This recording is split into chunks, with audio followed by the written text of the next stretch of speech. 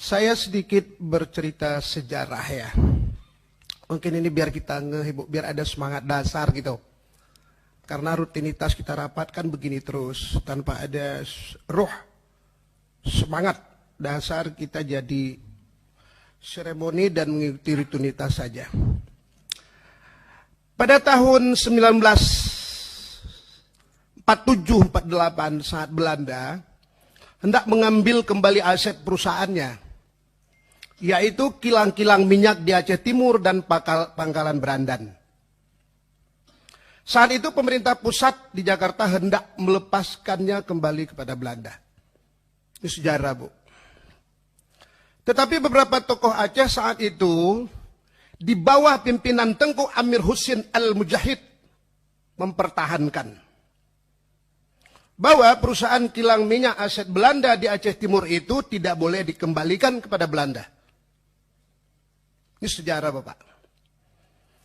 Aset itu adalah hak Aceh untuk melanjutkan operasionalnya. Lalu dalam beberapa kali perundingan Tengku Husin Al-Mujahid dengan pihak Belanda, akhirnya Belanda menyetujui aset perusahaan kilang minyak di Aceh Timur diberikan kepada Aceh.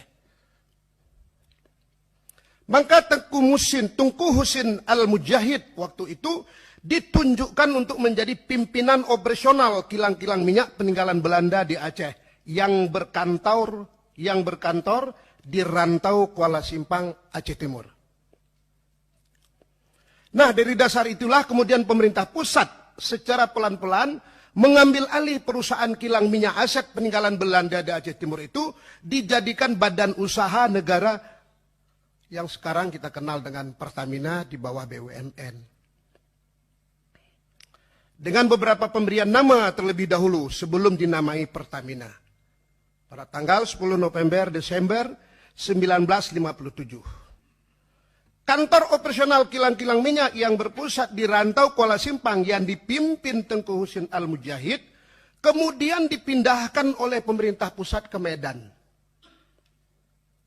Dan Husin Al-Mujahid didepak keluar dari pimpinan awal yang telah berjasa besar dalam mendirikan Pertamina yang kini disebut sebuah BUMN. Yaitu Pertamina yang kita kenal sekarang. Beberapa aset milik Husin Al-Mujahid yang dulu dipinjam pakai oleh Pertamina di Rantau Kuala Simpang sampai sekarang tidak lagi dikembalikan kepada keluarga Husin Al-Mujahid. Ini hebat. Walaupun pihak keluarga Tengku Husin Al-Mujahid telah puluhan tahun menggugat Pertamina untuk ganti rugi kepemilikan tanah itu kepada keluarga Husin Al-Mujahid. Namun Pertamina tidak pernah menyelesaikannya sampai sekarang. Kalau kita berbicara Aceh, mungkin tidak lagi menjadi sebuah, mungkin generasi sekarang mungkin agak terkejut ya. Kalau kita melihat bagaimana Aceh memberikan peran penting untuk bangsa kita yang besar ini. Oke, itu sejarah.